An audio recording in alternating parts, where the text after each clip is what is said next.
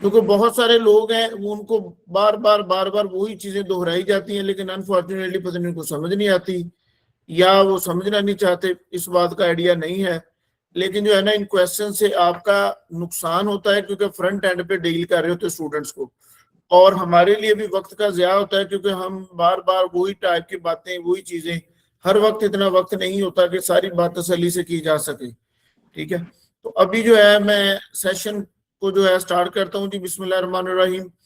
हम जो है इसमें सबसे पहले वाई चूज लेड्रा कॉलेज, हमारे पास जो है वो बेसिकली इसमें इंपॉर्टेंट चीज जो है कि हमारे पास पेड इंटर्नशिप, जो हमारे है ना टेक्निकल कोर्सेज डिप्लोमास, उनमें हमारे पास पेड इंटर्नशिप्स अवेलेबल होती हैं। ठीक है, फर्स्ट 6 मंथ स्टूडेंट को वर्क अलाउ नहीं होता। हाँ, ये सब्जेक्ट में रह गया है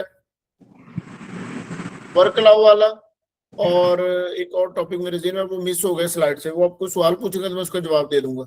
अच्छा, पेड इंटर्नशिप होती है जनाब टेक्निकल कोर्सेज में, और हमारे पास जो है वो अभी 3 डिप्लोमा है जिसमें एआई बिजनेस है और ऑटोमोटिव टेक्नीशियन है, एज वेल एज हमारे पास है जनाब कुलिनरी आर्ट्स। ठीक है, एआई बिजनेस ऐसा, ये हमारे बेसिकली जो कोर्सेज हैं ये पार्टिकुलरली जो है वो जॉब मार्केट को फोकस करके हमने इसको कोर्सेज को जो है अनाउंस किया है, एज वेल एज हमारे न्यू कोर्सेज भी आ रहे हैं। और अभी रिसेंटली आपको एक मिसाल दे देता हूँ कि एआई में अभी more than 300,000 jobs in Europe में अवेलेबल हैं, मगर उनके पास एम्प्लॉयज नहीं है। और इन कोर्सेज को पार्टिकुलरली हमने डिप्लोमा ही इसीलिए रखा है क्योंकि ये बेसिकली टेक्नोलॉजीज हैं, खासतौर पर जैसे एआई है, ये with the passage of time quickly change हो रही होती है। तो ऐसा इसमें हमें ये लगता है कि ठीक नहीं है कि हम एक बच्चे को बैचलर डिग्री या मास्टर डिग्री के लिए बैठा लें और 4 साल तक जब वो डिग्री करे, जो पहले और दूसरे साल उसने कंटेंट पढ़ा है वो वैसे उससे आउट ऑफ मार्केट हो जाए। तो इसलिए ये हम स्ट्रांगली रिकमेंड करते हैं दोस्तों को कि अपने स्टूडेंट्स को एंगेज करें कि वो प्रोफेशनल कोर्सेज में जाएं। प्रोफेशनल कोर्सेज में उनको क्विकली जॉब्स मिल जाएंगी।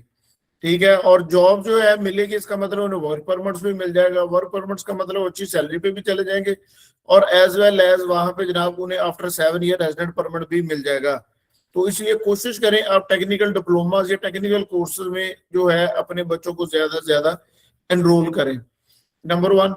नंबर 2, आफ्टर दैट आपके ये जो टेक्निकल कोर्सेज, इसके अलावा हमारे पास जनाब हमारे जितने भी कोर्स हैं बेसिकली ये ब्लॉगना का प्रोसेस का हिस्सा है, इसलिए जितने भी क्रेडिट्स है ना ये transferable to any country of the world है। एक आसान सी मिसाल ये दे देता हूँ कि पाकिस्तान में जिन लोगों ने एडीपी बीए या 2 इयर्स का बैचलर डिग्री किया होता है ना, उनको हम यूके में भी, यूएसए कनाडा डिफरेंट कंट्री में उनके क्रेडिट एग्जाम्पशन करते हैं। कुछ जगह पे आसानी से मिल जाती है जैसे कि कनाडा और यूएसए में। यूके में थोड़ी सी जरा कम्प्लेक्स प्रोसेस है इसलिए वो थोड़ा मुश्किल से मिलती है। यहाँ पे HND जो लो कोर्सेज करते हैं, डिप्लोमास करते हैं लेवल 4 और 5 का, उनको भी मिल जाती। तो बेसिकली जो स्टूडेंट यूरोप से भी पढ़ेगा, ये एक बड़ा इंपॉर्टेंट क्वेश्चन होता है जी क्रेडिट ट्रांसफर नेचुरल सी बात ही होने। ये कोई इसमें मुश्किल बात नहीं है कि क्रेडिट ट्रांसफर ना होंगे। एडिशनली हमारे पास क्योंकि सैंडरलैंड यूनिवर्सिटी के कोर्सेज भी हैं, जो स्टूडेंट पढ़ेंगे सैंडरलैंड में बैचलर कोर्स में, फर्स्ट 2 इयर्स कंप्लीट करेंगे सैंडरलैंड में, और फाइनल ईयर के लिए वो स्टूडेंट ट्रांसफर कर जाएंगे मेन कैंपस में। मेन कैंपस में जब ट्रांसफर करेंगे तो मेन कैंपस की जो भी रिक्वायरमेंट्स होंगी, वो एंट्री रिक्वायरमेंट हो या वीजा रिक्वायरमेंट्स हो, ट्यूशन फीस रिक्वायरमेंट्स हो, जो भी है वो मेन कैंपस के पॉइंट ऑफ व्यू से उसको स्टूडेंट को मैनेज करनी होगी नेक्स्ट ईयर फाइनल ईयर के लिए। ठीक है, तीसरा इसमें है ये जो मैं ऑलरेडी बता चुका हूँ कि ये कोर्सेज जो है हाई डिमांड है, और इन कोर्सेज की मार्केट में जॉब के लिए बड़ी हाई डिमांड है। ठीक है, हमने जो कोर्सेज बेसिकली वही चूज करते हैं जो मार्केट डिमांड के हों। हमारे 5 नए कोर्सेज और भी आ रहे हैं, अभी तक उनके अप्रूवल नहीं हुई, अदरवाइज हमने लॉन्च उनको कर देना था, लेकिन अब वो फिलहाल नहीं लॉन्च हो सके। उसमें वेल्डिंग है, सोशल केयर है, साइकोलॉजी, इस तरह के और कई सारे कोर्सेज हैं जो कि जनाब ऑफर किए जाते हैं स्टूडेंट्स को, ताकि वो मार्केट रिक्वायरमेंट और जॉब की तरफ क्विकली जाए। अगर इनमें से किसी भी कोर्स जैसे ऑटोमोटिव टेक्नीशियन है, मैकेनिक्स है, या कोई भी और कोर्स है, कुलिनरी आर्ट्स है, आई स्ट्रांगली रिकमेंड कि आप अपने स्टूडेंट्स को कोशिश करें कि आपके स्टूडेंट जो है ना वो यहाँ से ट्रेनिंग लेके जाएं, क्योंकि अगर स्टूडेंट ट्रेनिंग लेके जाएंगे तो इसका मतलब ये है कि जनाब वहां पे उन्हें जॉब कंपैरेटिवली जल्दी मिल जाएगी। ठीक है, अगर वो अनट्रेंड होंगे वहां पे जाके सीखेंगे तो ये थोड़ा सा मुश्किल होगा। सीखेंगे लेकिन उसमें वक्त लग जाएगा, फिर जॉब उन्हें लेट मिलेगी। और जो बच्चे यहाँ पे प्रैक्टिकल एक्सपीरियंस कर लें उनको चाहिए कि जनाब वो साथ साथ अपना कोई यहाँ पे सर्टिफिकेट भी ले लें, जैसा कि स्किल डेवलपमेंट काउंसिल का है, नेवटेक है, टेवटेक है, और कई सारे अदारे हैं जो ऐसे सर्टिफाइड भी कर देते हैं उन प्रैक्टिकल एक्सपीरियंसेस को, एज वेल एज वो डॉक्यूमेंट जो है वो मूव फॉर पोस्टाइल भी होते हैं। तो ऐसे डॉक्यूमेंट्स होंगे तो स्टूडेंट की वहां पे जनाब जो है ना जॉब आसानी से कंफर्म हो सकती है एज सुन एज पॉसिबल। यहाँ पे ना मैं वर्क परमिट के भी वाले वर्क अलाउ के वाले से भी बात कर देता हूँ कि साइप्रस में फर्स्ट 6 मंथ वर्क अलाउ नहीं होता। जब स्टूडेंट अपनी डिग्री का फर्स्ट सेमेस्टर कंप्लीट कर लेगा देन उसको वर्क अलाउ होता है, ठीक है। इसलिए जो स्टूडेंट जाते ही जॉब ढूंढना शुरू कर देते जी जॉब नहीं मिली जॉब नहीं मिली, तो वहां पे बेसिकली लीगली वर्क अलाउ नहीं होता। तो स्टूडेंट जो है वो कोशिश करें थोड़ा अपना बजट मैनेज करके जाएं, इलीगल वर्क में ना पड़े। इसका इम्पैक्ट उनके पोस्ट स्टडी वर्क परमिट पे पड़ना है। जो पोस्ट स्टडी वर्क परमिट के पोस्ट स्टडी वर्क परमिट के उनके पीआर के लिए इसका इम्पैक्ट पड़ना है नेगेटिव, अगर वो कहीं इलीगल जॉब करते हुए पकड़े गए। तो स्टूडेंट जो है वो अगर कोई जॉब करेगा भी तो डेफिनेटली वो इलीगल होगी, वो बड़ी जो है लोअर अमाउंट के ऊपर होगी। अगर कोई रख भी लेगा तो ये ध्यान में रखिए कि फर्स्ट 6 मंथ साइप्रस में वर्क अलाउ नहीं है, आफ्टर 6 मंथ स्टूडेंट को वर्क अलाउ होगा। और वर्क जो है वो 38 hours per week work allow होता है, ठीक है। इसमें ट्यूशन फीसेस जो है हमारे पास जो लेडरा कॉलेज के कोर्सेज हैं जिसमें फाउंडेशन है, ऑटोमोटिव मैकेनिक है, एआई बिजनेस है, और कुलिनरी आर्ट्स है, BA international global strategy economics and strategy. इस कोर्स की जो फीस है इन तमाम कोर्सेज की फीस है 6000, ठीक है। इनिशियल जो लेडरा कॉलेज के 5 कोर्स हैं, इन 5 कोर्सेज की फीस ही 6000 है, ठीक है। नेक्स्ट जो हमारे पास संडरलैंड यूनिवर्सिटी के कोर्सेज हैं, संडरलैंड यूनिवर्सिटी के जो हमारे कोर्सेज हैं इसमें बैचलर के जो कोर्स है उनकी फीस है 7000। बैचलर में हमारे पास एलएलबी है, ठीक है, बिजनेस मैनेजमेंट है, और बीएससी कंप्यूटर साइंस है। इन कोर्सेज का ड्यूरेशन 3 ईयर है, जबकि बीए लेडरा कॉलेज का जो कोर्स है उसका ड्यूरेशन 4 ईयर है। तो ये आपको फर्क ध्यान में रखना है। इनकी जो क्लासेस हैं, कोर्स है, कंटेंट है, ईच एंड एवरीथिंग एलएमएस भी सारे का सारा संडरलैंड यूनिवर्सिटी का यूज होगा। स्टूडेंट का एडमिशन लेटर भी जो है वो संडरलैंड यूनिवर्सिटी से ही आएगा। हम इनिशियली स्टूडेंट को जो एंगेज करने के लिए एडमिशन लेटर अपनी तरफ से इशू कर देते हैं, लेकिन उसका जो फाइनल एडमिशन लेटर है वो भी स्टूडेंट को संडरलैंड यूनिवर्सिटी से ही आएगा। हमारे पास लास्ट कोर्स है एमबीए का। एमबीए का जो फीस है वो 8000 यूरो है, और एमबीए की जो है वो ड्यूरेशन 1 ईयर है as per UK law. But college जो है वो स्टूडेंट को थीसिस कंप्लीट करने के लिए 6 मंथ का एडिशनल टाइम देता है। इसका मतलब है कि स्टूडेंट को वहां पे 1 ईयर का फर्दर रेजिडेंट परमिट मिल जाता है, ठीक है। यहाँ पे मैं ये भी थोड़ा सा तरीकाकार गाइड कर दूं, ये स्लाइड में नहीं मेंशन, कि साइप्रस के जितने भी स्टूडेंट हैं उनका यहाँ से वीजा जो एंट्री परमिट इशू होता है, वीजा लेटर, वो 90 डेज के लिए वैलिड होता है। स्टूडेंट ने उन 90 डेज के अंदर अंदर पहुंच के वहां पे अपना नया रेजिडेंट परमिट अप्लाई करना होता है, ठीक है। जब रेजिडेंट परमिट अप्लाई करेगा तो उसको हर साल रेजिडेंट परमिट रीन्यूअल करवाना होगा, और एनुअल बेसिस पे वो रेजिडेंट परमिट चल रहा होता है, ठीक है। और ये जब रेजिडेंट परमिट उसने अप्लाई करना है पहला, तो उसके लिए जो सबसे बड़ा चैलेंज होता है वहां पे बैंक अकाउंट का होता है, क्योंकि बैंक अकाउंट जो है वो ऐसे नहीं होता कि स्टूडेंट बस गया और जाके बैंक अकाउंट ओपन करवा ले। बैंक अकाउंट के लिए अपॉइंटमेंट करनी पड़ती है, अपॉइंटमेंट मिलती नहीं है, स्टूडेंट फिर वॉक इन करते हैं, ये स्ट्रगल करके बैंक अकाउंट ओपन होता है, क्योंकि ये मैंडेटरी डॉक्यूमेंट है to apply for a resident permit on arrival. तो इसके लिए आपका स्टूडेंट कोशिश करे कि जब एंट्री परमिट आ जाए वो फौरी तौर पर ट्रैवल कर जाए। कुछ लोग जो है उनके एंट्री परमिट पड़े पड़े यहीं पे एक्सपायर हो जाते हैं, कभी शादी आ जाती है, कभी कोई मामला और लेटर ऑन एक आध मरतबा अगर उन्हें एफआईए ने ऑफलोड कर दिया माइग्रेशन डिपार्टमेंट ने, तो पता चलता है कि जनाब वो मीनवाइल उनका एंट्री परमिट ही एक्सपायर हो गया। तो इसलिए आप लोग कोशिश करें कि जो भी आपके स्टूडेंट हो वो वेल एंड टाइम ट्रैवल करें, और वीजा का ये प्रोसेस है लेकिन 90 डेज के लिए वैलिड होगा, और उसके बाद एक्सपायर हो जाएगा, स्टूडेंट ट्रैवल ही नहीं कर पाएगा। हर साल का वीजा लगेगा, 1 साल का रेजिडेंट परमिट कार्ड इशू होगा, और रेजिडेंट परमिट के लिए बैंक अकाउंट और जो है रेंट एग्रीमेंट, मेडिकल चेकअप, ये 3 4 5 मैंडेटरी डॉक्यूमेंट जो स्टूडेंट है वहां पे जाके अपने लाजम पूरे करने हैं। और एमबीए का मैं बता रहा था कि फर्स्ट ईयर का उसको मिल गया रेजिडेंट परमिट, सेकंड जब 6 मंथ का फर्दर उसको थीसिस के लिए अलाउ करना है तो 6 मंथ का नहीं बल्कि उसके फिर फुल ईयर का उसको मिलेगा दोबारा रेजिडेंट परमिट, 2 ईयर्स हो गए। और फाइनल जब वो 2 ईयर्स अपनी डिग्री कंप्लीट कर लेगा, 1 साल का उसे रेजिडेंट परमिट भी मिलना है वहां पे, sorry post study work permit, resident permit मिलना है। तो इसका मतलब है कि स्टूडेंट जो है वो मास्टर डिग्री में जाएगा, वो 3 ईयर्स तक जो है साइप्रस में स्टूडेंट वीजा पे स्टे कर सकता है। बैचलर के लिए और फाउंडेशन के लिए कोई जो है पोस्ट स्टडी वर्क परमिट नहीं होता।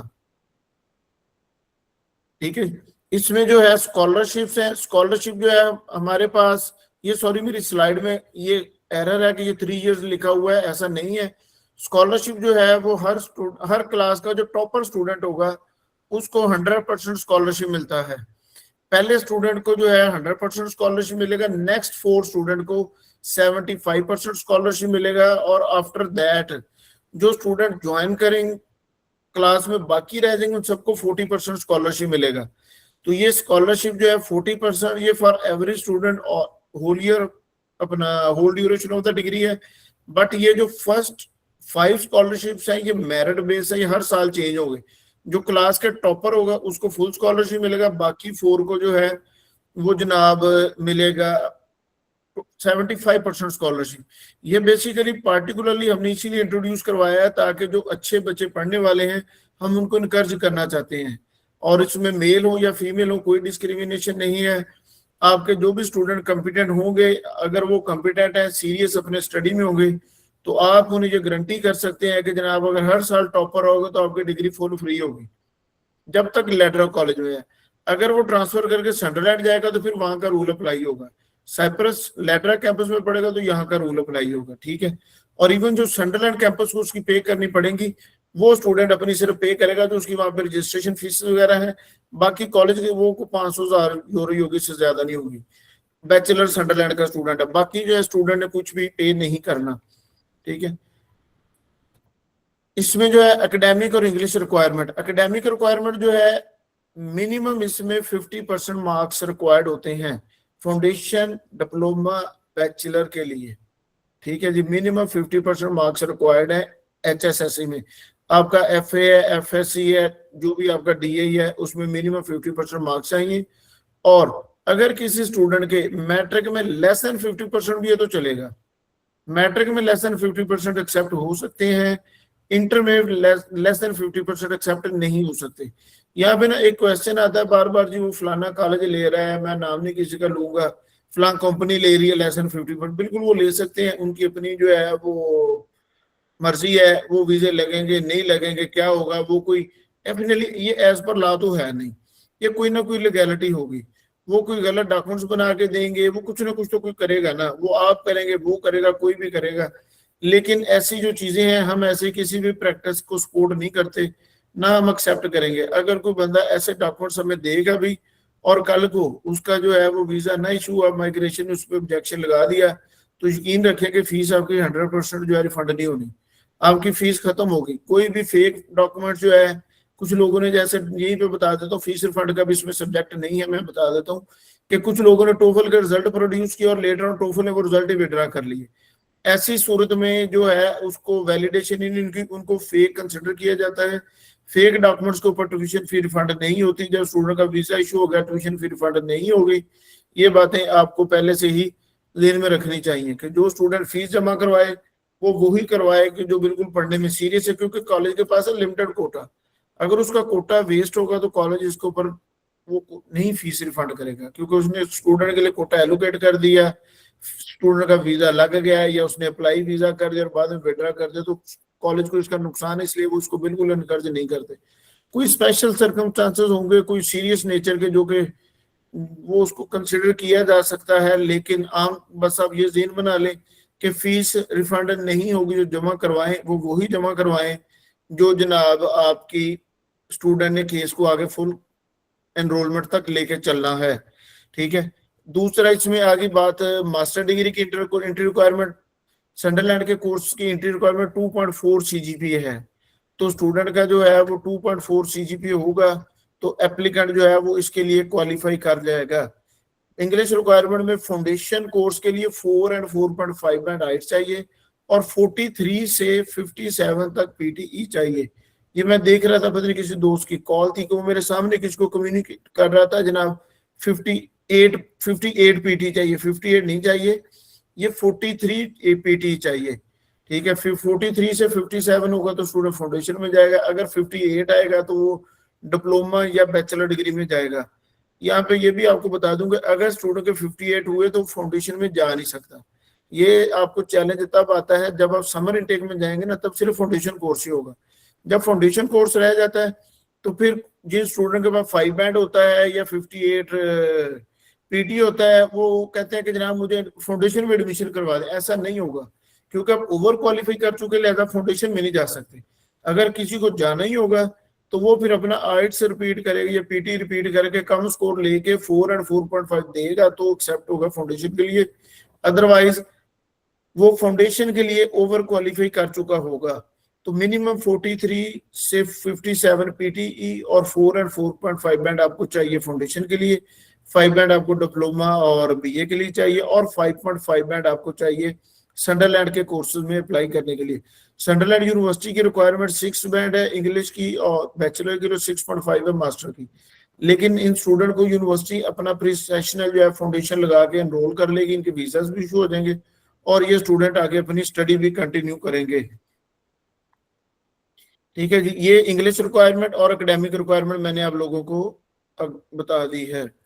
अच्छा जी, नेक्स्ट इसमें जनाब है post study work permit 1 year का only for the master student है। हाँ, यहाँ पे ये भी बता दूं, जिन स्टूडेंट के पास मास्टर डिग्री है और आइट्स इनका 4 और 4.5 बैंड है, ऐसे स्टूडेंट भी आप फाउंडेशन के लिए एनरोल कर सकते हैं, क्योंकि उन्होंने क्वालिफाई फाउंडेशन के लिए करना है। After completion of the foundation student direct master degree में स्विच करेगा। हर स्टूडेंट जिसने इंटर किया है या मास्टर डिग्री की है 2+2 या बैचलर ऑनर किया हो, अगर उसका पास आइट्स 4 और 4.5 बैंड है तो जनाब उन स्टूडेंट्स के लिए फाउंडेशन कोर्स ही कोर्स होगा। फाउंडेशन कोर्स कंप्लीट करने के बाद स्टूडेंट अपनी मेन डिग्री में जाएगा। जब तक स्टूडेंट अपनी मेन डिग्री फाउंडेशन की रिक्वायरमेंट, हाँ वहां पे जो स्टूडेंट जाएंगे फाउंडेशन कोर्स के लिए, वहां पे उनका इंग्लिश एग्जाम होगा। अगर वो अपना इंग्लिश एग्जाम नहीं पास करेगा विद इन 1 ईयर तो उसका कोई फर्दर वीजा एक्सटेंशन नहीं होनी। वो स्टूडेंट का वीजा एक्सटेंशन मैंडेटरी है कि with in 1 year student minimum जो है वो 5 बैंड लेगा ताकि वो बैचलर के लिए एनरोल हो सके, 5.5 या 6 बैंड लेगा ताकि वो आगे जो है एनरोल हो सके बैचलर या मास्टर डिग्री के लिए। तो ये लाजम है कि कई सारे हमारे पास इंक्वायरीज आ जाती है कि जना स्टूडेंट वहां पे मौजूद है, उसने फाउंडेशन कंप्लीट नहीं किया, कॉलेज चेंज कर ले, री एडमिशन तो नहीं होगा। 1 साल का उसको टाइम भी दिया, क्लास भी दी, इसमें उसने इंग्लिश टेस्ट नहीं कंप्लीट किया, उसको जो है वहां पे आइट्स पीटी इंग्लिश डिफरेंट एग्जाम्स होते, पासवर्ड हो है, कोई भी एग्जाम दे के स्टूडेंट जो है वो अपने आप को नेक्स्ट कोर्स के लिए क्वालिफाई करवाएगा। अगर नहीं करेगा तो फिर इसका मतलब उसको फर्दर वीजा एक्सटेंशन नहीं मिली। Post study work permit 1 year का सिर्फ मास्टर स्टूडेंट्स के लिए।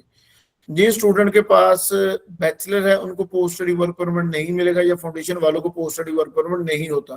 ठीक है, कई सारे ऐसे स्टूडेंट्स हैं जो फाउंडेशन कोर्स में अपना इंग्लिश टेस्ट ही नहीं पास कर पाते और जनाब वापस आते हैं और यहाँ पे जनाब वो जी मेरा ये हो गया वो हो गया, फलाफला इस टाइप के उनके मसाइल होते हैं। इसी तरह वहाँ पे बहुत सारे और भी इश्यूज होते हैं, आपको भी ये फेस करने पड़ सकते हैं कि स्टूडेंट वहाँ पे अपनी डिग्री कंप्लीट नहीं करते और इस तरह के सारे इश्यूज होते हैं कि जो लेटर ऑन हमारे लिए यहाँ पे प्रॉब्लम क्रिएट करने की कोशिश करते हैं।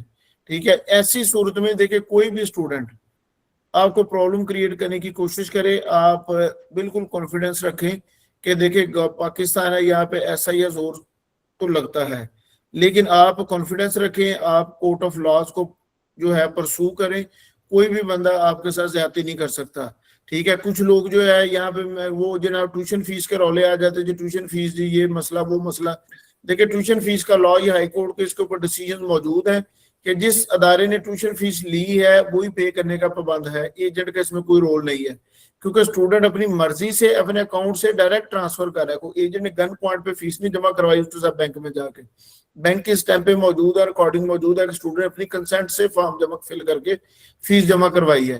ठीक है, और इसी तरह जो है कोई भी बंदा आपको ब्लैकमेल करने की कोशिश करे, टेंशन नहीं ले, आप फौरी तौर पे हाईकोर्ट रेट कर दें।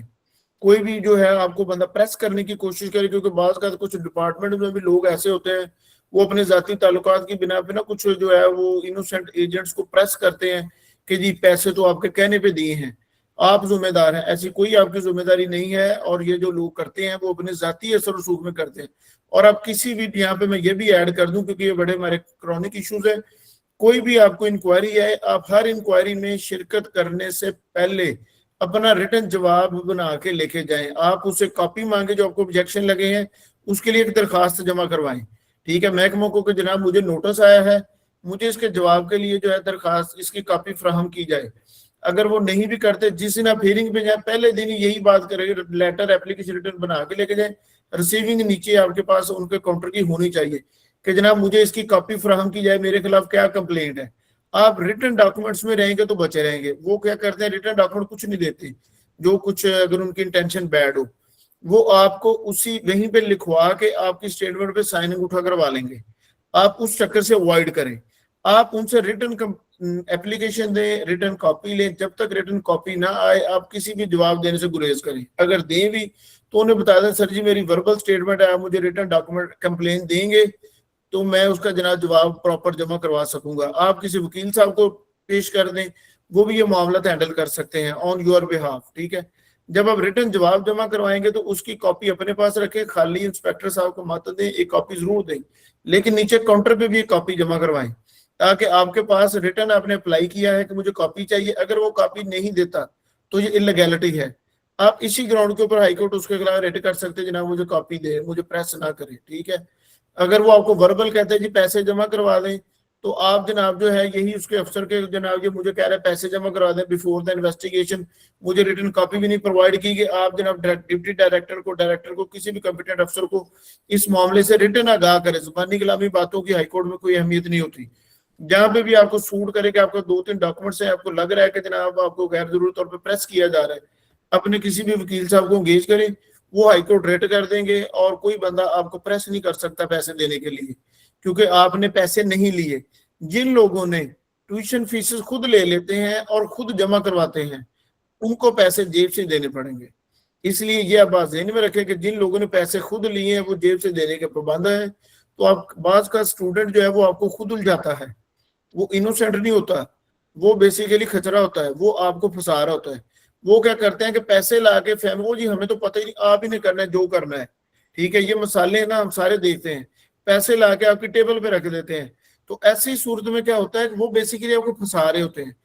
कल कल आपको काम हो गया तो ठीक है, वेरी गुड जी, बच्चा बहुत कॉम्पिटेंट था जनाब, रुपये कमाएगा और इर्द गिर्द कैरियर बनाएगा, वो उसका है। लेकिन अगर वही बच्चा जनाब काम फंस गया, कहीं रुक गया, तो वही बच्चा आपके गले फंदा डाल देगा कि जी मैंने तो पैसे इन्हें दिए थे। तो इसलिए आप याद रखें, किसी बंदे से कोई पैसे कैश मत ले। अगर आपने ले लिए तो फिर हाई कोर्ट भी आपको कोई सपोर्ट नहीं करेगा, फिर आपको पैसे बिल्कुल 100% जेब से देने पड़ेंगे। इसी तरह का कोई और भी अगर क्वेश्चन हो तो मुझसे बाद में पूछ सकते हैं। बात ज्यादा ही दूसरी तरफ निकल गई, मैं वापस टॉपिक पे आता हूँ। इसमें जब सेकंड है, इसमें 7 ईयर का resident permit, sorry student permit. कोई भी स्टूडेंट जो है वो अपने स्टूडेंट वीजा को मैक्सिमम 7 ईयर तक लिंगर ऑन कर सकता है, यानी कि लेटर ऑन आगे से आगे इसको चला सकता है। और आफ्टर 7 ईयर अगर उसका स्टडी रूट बिल्कुल नीट एंड क्लीन क्लियर है, मीन वाइल उसके ऊपर कोई एलिगेशन नहीं है, कोई क्रिमिनल रिकॉर्ड नहीं है, तो student straight forward after 7 year resident permit apply कर सकता है। मसलन एक बच्चा गया है जनाब संडरलैंड के बैचलर डिग्री में, 4 ईयर की बैचलर डिग्री है, उसके बाद उसने एमबीए ले लिया, 2 इयर्स एमबीए में गुजर गए, 1 साल का पोस्ट स्टडी वर्क परमिट है, 7 ईयर पूरे वगैरह अप्लाई कर सकता है। लेकिन जो आखिरी साल होगा उस साल में वो अपनी जो है वो इंश्योरेंस और अपने बाकी सारे सैलरीज वगैरह शो करेगा कि इस साल में वो जॉब कर रहा है। अगर जॉब नहीं होगी तो उसको रेजिडेंट परमिट नहीं मिलेगा। उसने अपना लीगल रिकॉर्ड वहां पे शो करना है कि उसने 1 साल जॉब किया, टैक्सेस पे किए। ठीक है, दूसरा इसका फाउंडेशन कोर्स का स्टूडेंट है, पहला साल फाउंडेशन, 4 साल का बैचलर 5 हो गए, 2 साल का मास्टर 7 हो गए। 7 साल बाद वो डायरेक्ट जनाब अप्लाई कर दे अपना रेजिडेंट परमिट के लिए। फर्स्ट सेमेस्टर के बाद स्टूडेंट को लीगली वर्क अलाउ होता है, और जब स्टूडेंट को लीगली वर्क अलाउ होता है तो वो अपना वहां पे इंश्योरेंस जो है वो एनआई रजिस्टर्ड करे और बाकी अपनी रजिस्ट्रेशन करके अपना काम करे, जो भी पैसे आए उनके ऊपर अपने टैक्स वैक्स भी पे करता रहे। तो ऐसे स्टूडेंट्स के लिए जो है वो रेजिडेंट परमिट वो अप्लाई कर सकते हैं। किसी भी तरह स्टूडेंट अपने 7 ईयर पूरे करने हैं। यहाँ पे आप अपने स्टूडेंट्स को एक और बात बड़ी यहाँ बता दें, स्टूडेंट वहां पे क्या करते हैं कि जनाब वोट ले लिया किसी का, आईडी ले ली किसी की, और जब उन्हें वर्क नहीं भी अलाउ काम करना शुरू कर दिया, पुलिस उन्हें पकड़ लेती है, उन्हें 50 यूरो 100 यूरो फाइन करके छोड़ देती है। स्टूडेंट को लगता है कोई मसला ही नहीं है, फिर क्या हो 50 यूरो ही है ना, महीने में 2500 यूरो कमा लिया, अगर एक दो चालान भी होगा तो क्या फर्क पड़ा। फर्क पड़ चुका है। जिस स्टूडेंट के ऊपर एक भी क्रिमिनल एलिगेशन आ गया, वो स्टूडेंट जनाब दोबारा रेजिडेंट परमिट के लिए पूरे यूरोप में क्वालिफाई नहीं कर पाएगा, क्योंकि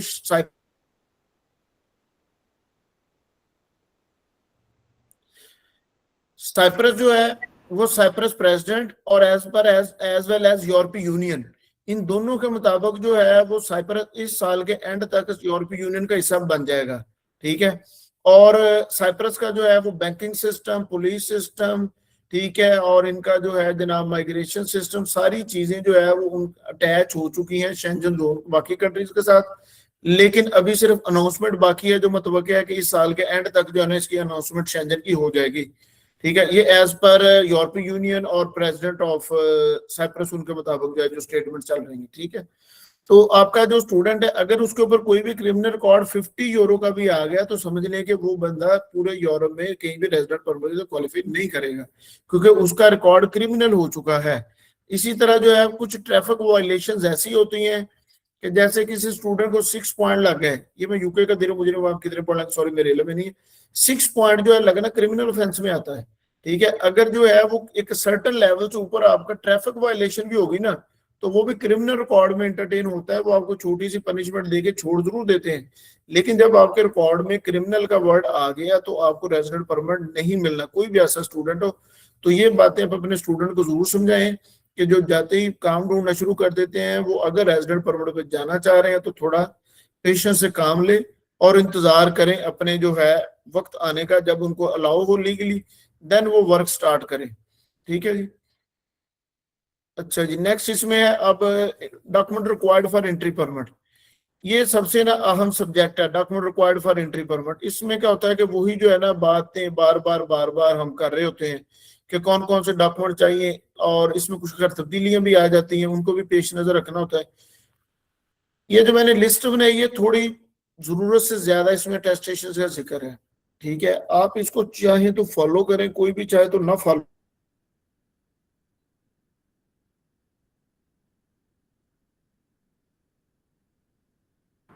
सर आप म्यूट हो गए हैं।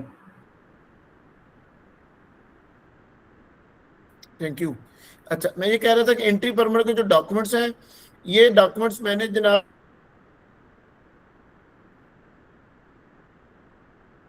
थोड़े इसमें ज्यादा टेस्टेशन लिखी है, जैसा कि नोटरी पब्लिक और उसका सर्टिफाइड ट्रू, वो ओरिजिनल डॉक्यूमेंट्स के ऊपर भी लिखा है कि इनको भी सर्टिफाइड ट्रू करवा लें। ठीक है, अच्छी बात है, करवा लें, स्टैंप ही लगनी है ना। अभी जहाँ पर नोटरी पब्लिक के पास उनका बच्चा तो गया ही है, तो इन चीजों को फ्यूचर में कोई ऑब्जेक्शन लगे उसे बचने के लिए बेहतर है साथ ही लगवा लें। तो डॉक्यूमेंट जो चाहिए, सबसे पहले स्टूडेंट का पासपोर्ट चाहिए। पासपोर्ट मिनिमम 2 इयर्स वैलिड होना चाहिए वीजे के लिए। एडमिशन जो है हम दे देंगे आपको अगर 2 ईयर वैलिड नहीं भी होगा, लेकिन वीजे के लिए 2 ईयर पासपोर्ट वैलिड होना लाजम है। ठीक है। अगर किसी स्टूडेंट का पासपोर्ट 2 ईयर वैलिड नहीं है तो उसका वीजा नहीं इशू होना। ठीक है। नंबर 2, सेकंड पे आता है स्टूडेंट के एजुकेशनल डॉक्यूमेंट। एजुकेशनल डॉक्यूमेंट्स की कलर कॉपीज करवाएं, मैट्रिक, इंटर, बैचलर, मास्टर, जो जितने भी आप एजुकेशनल डॉक्यूमेंट दे रहे हैं उन तमाम एजुकेशनल डॉक्यूमेंट्स को आप कलर कॉपीज करवाएं। सबसे पहले वो कलर कॉपी जो है वो आप बोर्ड आईबीसीसी से अटेस्ट करवाएं, और उनकी अटेस्टेशन कलर कॉपीज को, ओरिजिनल कलर कॉपीज को फिर आप पोस्ट मोफा करवाएं, अपोस्टाइल करवाएं, और एंड पे उनको सर्टिफाइड ट्रू और नोटरी पब्लिक करवा दें। ठीक है। कलर कॉपीज को IBCC, MOFA, apostille, notary public, certified true, और ये ओरिजिनल भेजने हैं। जिन लोगों के वीजा फंसे हैं ना, कुछ लोगों का जी कलर कॉपी नहीं ले रहे, वो बेसिकली अपोस्टाइल करवाने के बाद जिसके पीछे स्टिकर पेस्ट होता है उस डॉक्यूमेंट्स को कॉपी करवाते थे कलर, और उसको नोटरी पब्लिक करवा के भेज देते थे, सर्टिफाइड ट्रू नोटरी पब्लिक भेज देते थे। या कुछ लोग यूं करते थे कि जनाब उन्होंने अगर गलती से ओरिजिनल डॉक्यूमेंट से टेस्ट करवा लिए, ओरिजिनल डॉक्यूमेंट्स अपने पास रख लेते थे, कलर कॉपियां करवा के उनको सर्टिफाइड ट्रू और नोटरी पब्लिक भेज देते थे। ये उन लोगों के वीजास पे ऑब्जेक्शन है, ठीक है। जिन लोगों ने ड्यू प्रोसेस को पहले ही फॉलो किया उन पे ऑब्जेक्शन नहीं है, ठीक है। इसी तरह आइट्स सर्टिफिकेट है, आइट्स का सर्टिफिकेट उसका सर्टिफाइड ट्रू और नोटरी पब्लिक करवाना है। आपका मेडिकल है, मेडिकल भी मोफा अपोस्टाइल सर्टिफाइड ट्रू और नोटरी पब्लिक करवा दें। पुलिस क्लियरेंस सर्टिफिकेट है, वो भी आपका MOFA postal certified true notary public होगा। यहाँ पे ना 2-3 पुलिस क्लियरेंस सर्टिफिकेट को चल रहे थे जी, ये अपना इसको बाय नेम होना चाहिए, इसको सर्टिफाइड ट्रू नहीं है और समथिंग इस तरह के। तो उसमें मैं बता देता हूँ, बेसिकली पाकिस्तान का क्यूआर कोड पहले काम करता था, जो नहीं कर रहा।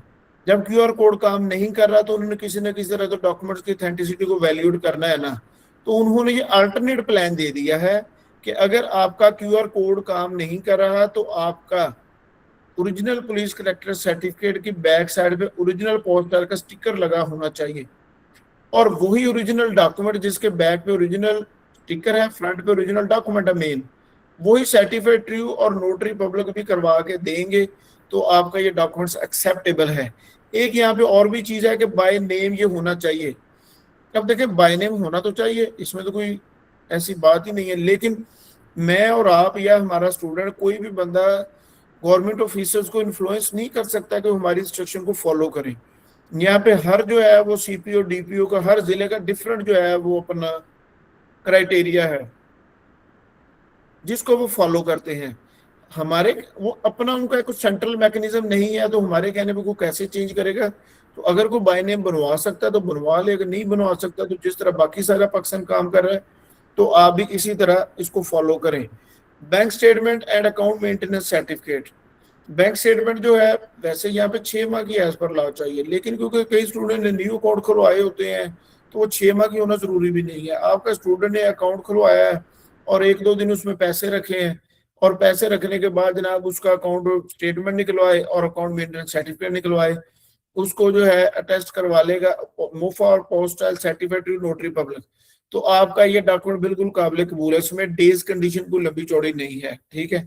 बैलेंस इसमें मिनिमम वैसे ओरिजिनली 7,000 यूरो है, लेकिन पाकिस्तान के लिए मिनिमम 2.5 मिलियन 25 लाख रुपए कम से कम बैलेंस होना चाहिए। आप जब भी पैसे आपका स्टूडेंट ने खुआए उसे गाइड करें कि वो 25 लाख से 10-20 हजार रुपए एक्स्ट्रा रखें, क्योंकि बाज का स्टूडेंट के वो कुछ चेक बुकों के पैसे कुछ और पैसे वैसे कट जाते हैं, तो पूरा 25 लाख रखते हैं, 2-3 हजार रुपए भी चेक बुकों की जरूरत कटेगा तो बैलेंस लेस देन 2.5 मिलियन हो जाता है।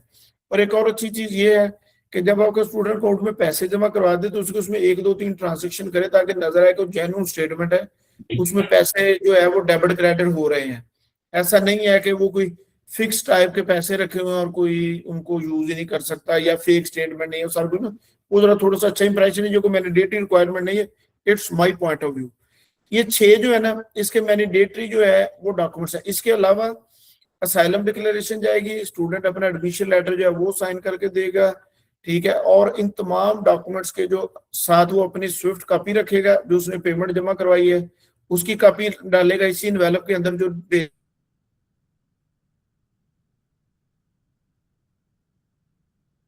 सर म्यूट हो गए आप। म्यूट हो गए। हाँ, ये कोई टेक्निकल एरर है, थैंक यू आपने बता दिया।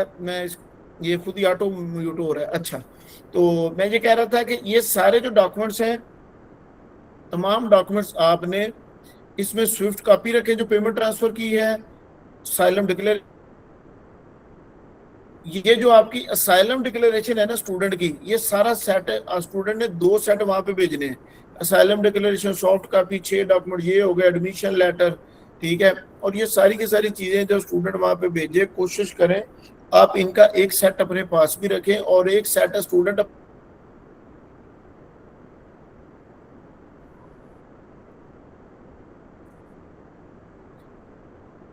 अच्छा चलिए खैर, अब देखते हैं बाद में कौन कर रहा है। अच्छा जी, तो इसमें जो है ना आप इसको अपना, मैं डॉक्यूमेंट्स के लिए बता रहा था, ये डॉक्यूमेंटेशन जो है ना आप अपने पास सॉफ्ट कापियां भी रखें और हार्ड कापियां भी रखें अपने रिकॉर्ड के लिए, ताकि कल को अगर कोई इशू हो, स्टूडेंट असाइलम डिक्लेरेशन डाली है यहाँ पे, अगर कोई बच्चा 4 साल बाद भी हमने के बच्चा जनाब यहाँ पे फर्ज करे साइप्रस ही भेजा है 2 साल वो साइप्रस पढ़ के आगे क्रेडिट ट्रांसफर करके जर्मनी चला गया, ठीक है, या वो तुर्की चला गया, कहीं भी चला गया, जब भी उसने वहां पे कोई लीगल काम कर दिया, डिपोर्ट होकर वापस आएगा, 2 साल बाद आए, 10 साल बाद आए, FI एजेंट के नाम में मेरा और आपका नाम डाल देती है। जबकि हमने तो उसे नहीं जर्मनी भेजा, हमने तो साइप्रस के लिए भेजा, साइप्रस से वीजा लेके वो आगे चला गया, ठीक है, आगे उसने क्या किया क्या नहीं किया, अब हम या तो उसके जिम्मेदार तो नहीं ना उठा सकते।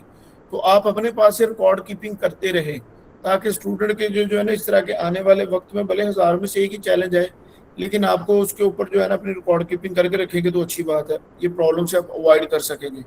स्टूडेंट सारे डॉक्यूमेंट्स के साथ 2 कॉपियां भेजेगा, 2 कॉपियां एडिशनल उसमें डालनी जरूरी है, वो डाल के पूरा सेट डिस्पैच कर देगा।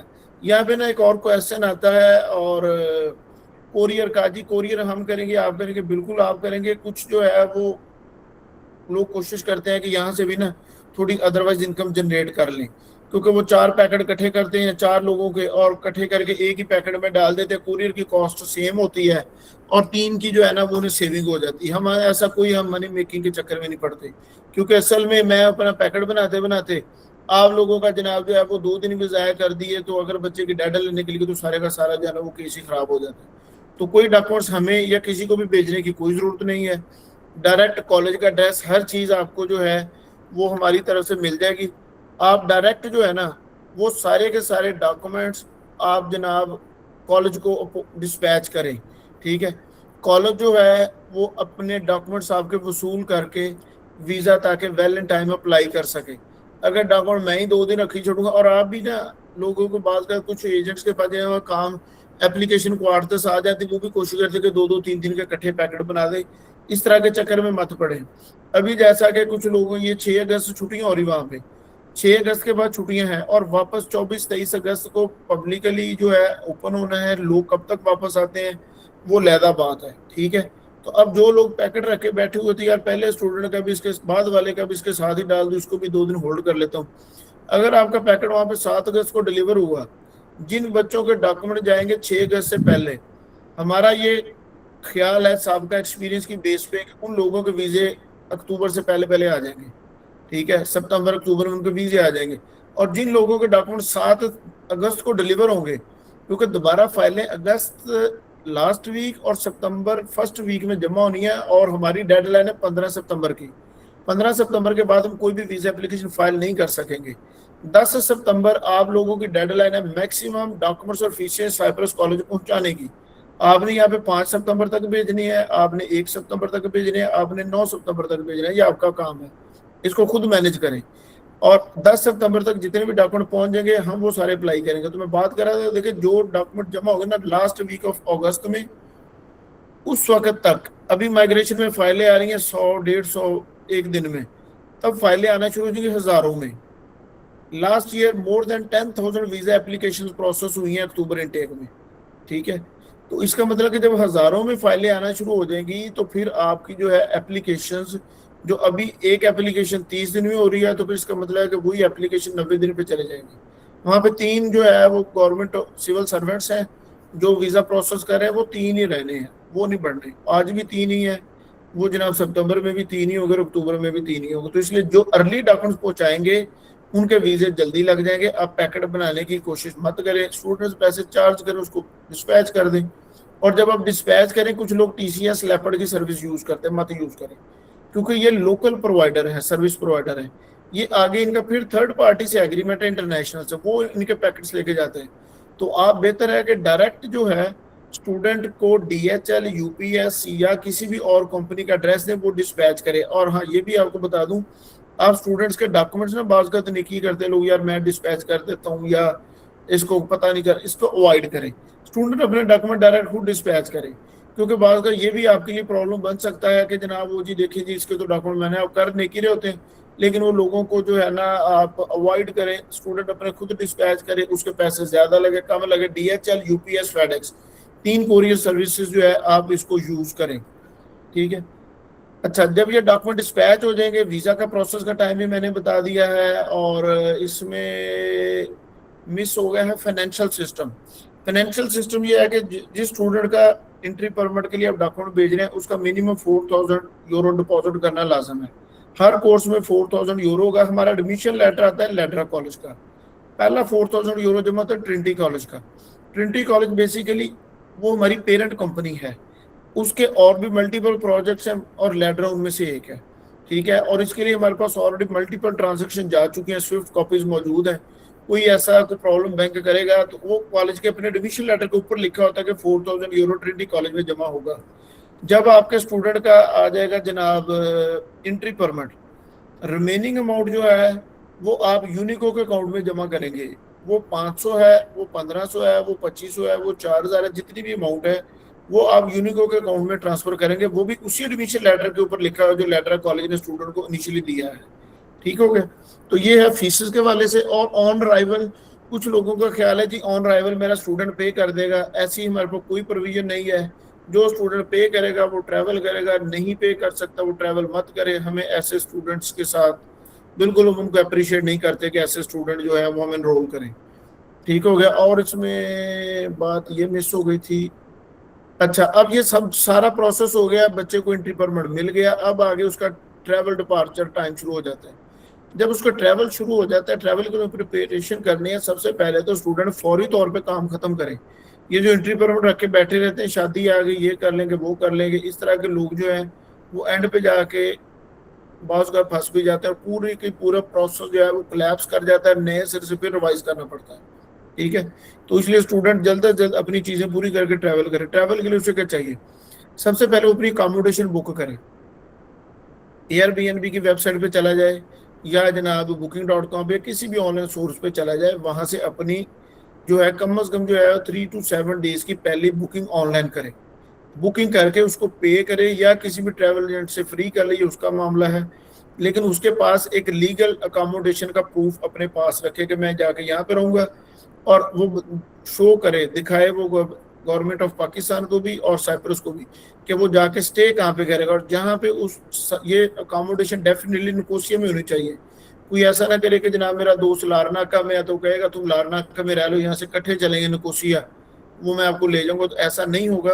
वो निकोसिया में उसका इंस्टीट्यूट है, तो निकोसिया में जो है वो अपनी फर्स्ट अकोमोडेशन बुक करके अपने पास एविडेंस रखे, फिर अपनी टिकट बुक करें।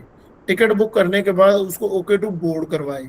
ओके टू बोर्ड नहीं होगा तो आपको ट्रैवल नहीं करने दिया जाएगा। आप जो है वो एक प्रोसेस यहाँ पे पहले हम अडॉप्ट करते थे कि वीजा प्रोसेस करने के लिए तेहरान भेजते थे, फिर उसके बाद एक नया प्रोसेस आया जब तेहरान बंद हो गया वाया जॉर्डन। जॉर्डन तो खैर किसी ने भी बचे, आपका जो स्टूडेंट है वो बेसिकली ब्लू पेपर जो होता है ना ये वीजा ही है, इसके ऊपर कॉम्पिटेंट है ट्रैवल करने के लिए, और उसके ऊपर हजारों स्टूडेंट जा भी चुके हैं, कोई ऐसी नई बात नहीं है। जो ब्लू पेपर है ये वीजा ही है।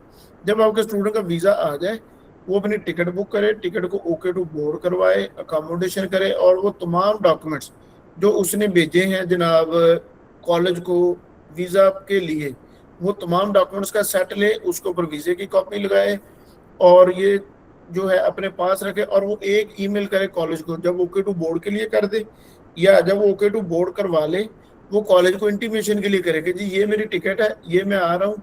अगर वो लेट है तो लेट अराइवल लेटर के लिए अप्लाई कर दे, ठीक है। और अगर वो जनाब अपना लेट नहीं है तो इंटीमेशन आगाह कर दे कि जनाब ये कॉलेज को मैं अपना आ रहा हूँ, और ये जनाब मुझे ना कॉलेज की तरफ से ईमेल रिस्पॉन्स आएगा, वो ईमेल मेरे पास ही आ रही है, वो मैंने ही रिस्पॉन्स करना है, ठीक है। तो मेरे पास आएगी तो हम उसको वापस रिस्पॉन्स करेंगे कि हाँ जी आप लेट अराइवल है तो लेट अराइवल लेटर आ जाएगा। अगर वेल इन टाइम है तो उसको वैसे मेल आ जाएगी, ठीक है जी आप हमें ज्वाइन करें, और वेलकम और कांग्रेचुलेशन इस टाइप उसको वेलकम मेल आ जाएगी, ठीक है। जब वो उसके पास वो प्रूफ होना चाहिए कि the student is in touch with the community institute, ठीक है। इंस्टीट्यूट की तरफ से ये भी उसके पास होना लाजम है। वीजा प्रोसेस के अलावा 3 चीजें मैंने बताई हैं, accommodation, ticket with okay to board, और आपका proof of communication with institute. ये स्टूडेंट की उस ईमेल आईडी से होना चाहिए जो उसके मोबाइल में भी लॉगिन है, ताकि ऑन अराइवल अगर उसको जो है एयरपोर्ट माइग्रेशन अथॉरिटीज पूछती हैं कि जनाब आप कम्युनिकेशन दिखाओ, तो मोबाइल खोल के दिखा सके ये देखिए जी ये मैंने मेल की थी, ये उनका जवाब आया हुआ है, ठीक है।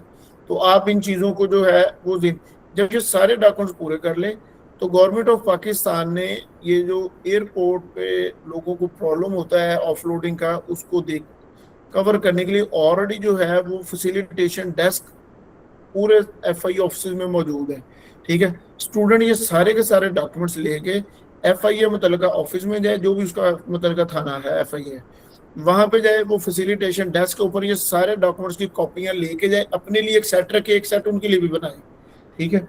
उनसे वहां से उनको डॉक्यूमेंट जमा कराए, वो उसको डॉक्यूमेंट चेक करके एक रिपोर्ट बना देंगे कि ठीक है जी, ओके।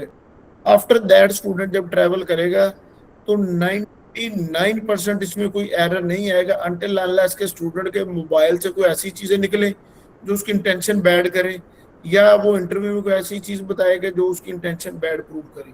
यहाँ पे एक और भी क्वेश्चन आता आया मुझे, कल ही हमारा एक स्टूडेंट वो ट्रैवल करना चाह रहा था, तो उसने कहा कि मैं उम्रा करके जाना चाह रहा हूँ। तो अब देखिए, वो यहाँ से उम्रा करके जाना चाह रहा है, तो आगे वीजा उसके पास साइप्रस का है, तो ये थोड़ी सी कंफ्यूजन पैदा कर सकता है। उम्रा करने से हम किसी को मना नहीं करते, लेकिन ये मे भी FIA को लगे कि जनाब ये स्टूडेंट चीट कर रहा है, और ये भी हो सकता है कि यहाँ से स्टूडेंट उम्रा करने गया है और आगे क्योंकि वो वैलिड वीजा है वो साइप्रस चला गया, और साइप्रस कल के ला के कुछ साल बाद, 2 साल बाद, 6 महीने बाद कोई प्रॉब्लम हो, स्टूडेंट वापस आए, तो ये इस खाते में कंसिडर हो जाए कि जनाब स्टूडेंट ने, जनाब देखें जी वो यहाँ से तो उम्रा करने गया था, वहां से यूरोप फरार हो गया। तो ये एक थोड़ी सी कम्प्लेक्स सिचुएशन है, जिसके लिए मैं तो यही कहूंगा अवॉइड करना चाहिए स्टूडेंट का जो वीजा, स्ट्रेट फॉरवर्ड अपने उस वीजे को जो है अपना पहले यूज करे उम्रे के लिए, वहां से वापसी पे आ जाए, ठीक है, या उम्रा यहाँ से करके जाए, जो भी उसने करना है। तो ये इसमें जो है इनके FIA के जो नंबर्स हैं वो भी हेल्प डेस्क है 1991 है, कंप्लेंट इनका भी है, और नंबर ये मेरी स्लाइड पे भी नजर आ रहे हैं आप लोगों को, ये आप लोगों को मिल भी जाएंगे, ठीक है। अगर किसी स्टूडेंट को फिर भी प्रॉब्लम हो तो फौरी तौर पे इन नंबर्स पे या ईमेल पे रब्ता करे, और जो भी वो चाह रहा है उनसे जो है कम्युनिकेशन अपनी कर ले, ठीक है। Arrival and settlement work flow, अच्छा जी, प्री फ्लाइट है जी, PDF क्लियरेंस है, ऑन अराइवल है, और वीजा, हाँ। इसमें जो है जब आपका स्टूडेंट वहां पे पहुंच जाएगा ऑन अराइवल, हमारा जो फीस है 6,000 यूरो, ये एक ना इसमें बड़ी यूनिक एलिमेंट है। कुछ कॉलेजेस जो है वो 5,000 चार्ज करते हैं और 1100 ऑन अराइवल चार्ज करते हैं, ठीक है। कुछ कॉलेजेस जो है वो 4,800 चार्ज करते हैं, ऑन अराइवल रीजनेबल अमाउंट तकरीबन अराउंड इसी में चार्ज करते हैं। हमारी जो है वो सारी फीसेस इसमें इंक्लूड है, ठीक है। उसकी माइग्रेशन फीस है, उसका जनाब जो है इंश्योरेंस है, हमारे फर्स्ट 6,000, 7,000, 8,000 में इंक्लूड है, ठीक है। स्टूडेंट ने वहां पे जाके अपना सिर्फ मेडिकल चेकअप करवाना है, बैंक अकाउंट खुलवाना है, रेंट एग्रीमेंट प्रोवाइड करना है, जो डॉक्यूमेंट्स हैं, और उसका वीजा जो है रेजिडेंट परमिट अप्लाई हो जाएगा, ठीक है। वीजा एक्सटेंशन के लिए डॉक्यूमेंट यही चाहिए, लाजम डॉक्यूमेंट्स, उसका मेडिकल है, बैंक अकाउंट है, इंश्योरेंस है, और रेंटल एग्रीमेंट है, ये चीजें पूरी करेगा तो उसका वीजा अप्लाई हो जाएगा। जब वीजा अप्लाई हो जाएगा तो ये जो है वीजा ऑफिसर पर डिपेंड करता है, बाज का जो है वो 1 महीने में दे देता है। बेसिकली वहां पे भी 3 वीजा, जो मल्टीपल वीजा ऑफिसर्स है ना, उनका काम करने का मुख्तलिफ तरीकाकार है। कुछ लोग जरा क्विक परफॉर्मर है, और कुछ लोग जो है आराम आराम से करते हैं काम, ठीक है। तो ये बस स्टूडेंट की लक है कि उसका जनाब जो है वीजा किस इमिग्रेशन या वीजा ऑफिसर के पास चला गया जिसने केस प्रोसेस करना है। कॉलेज के लिए कोई डिस्क्रिमिनेशन नहीं होती, ना कॉलेज का वहां पे कोई इन्फ्लुएंस होता है। कॉलेज ने जो है वो सारे डॉक्यूमेंट बिल तरतीब जैसे जैसे कंप्लीट होते जाएंगे, फाइल सबमिट करी जानी है, और नेक्स्ट जो है वो माइग्रेशन का काम है कि किसको कब डिसाइड करके दे। तो स्टूडेंट का जब वीजा, उसका रेजिडेंट परमिट अप्रूव हो जाएगा, पिंक स्लिप आएगी, उसको मिल जाएगी, और नेक्स्ट फिर अगले साल से फिर रूटीन में चल पड़ता है जी। इसके अलावा जो है आप लोगों का कोई क्वेश्चन हो तो जनाब वो मैं उसके लिए बिल्कुल अवेलेबल हूँ।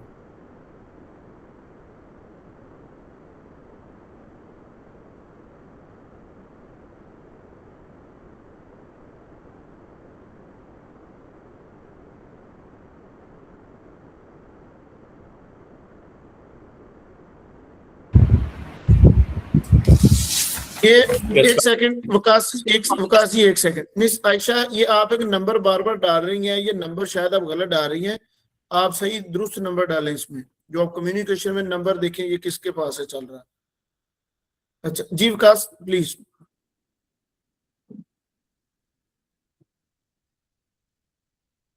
जी विकास सर सवाल पूछें।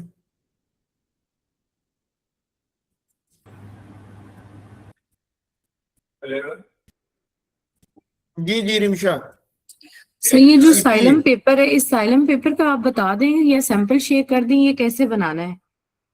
ये आपको आ जाएगा, ये आपको लेटर हम देंगे, ये हमारा भी नहीं है, ये गवर्नमेंट ऑफ साइप्रस का एक लेटर है, उसके ऊपर स्टूडेंट अपना लिख के अंडरटेकिंग करेगा, उसको नोटरी पब्लिक सर्टिफिकेट रिव्यू करेगा, ये साथ जाएगा, लाजम है ये। और कॉलेज भी अपने पास रखेगा, आप भी अपने पास रखें। Okay sir. जी प्लीज नेक्स्ट क्वेश्चन। जी अस्सलाम वालेकुम नूरी भाई, कैसे हैं? जी मैं ठीक हूँ।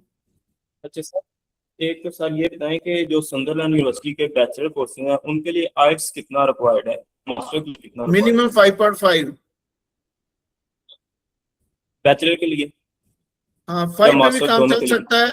देखिए बैचलर के 5 पे भी काम चल सकता है। बेसिकली ना संडरलैंड यूनिवर्सिटी की रिक्वायरमेंट बैचलर की 6 और मास्टर की 6.5 है।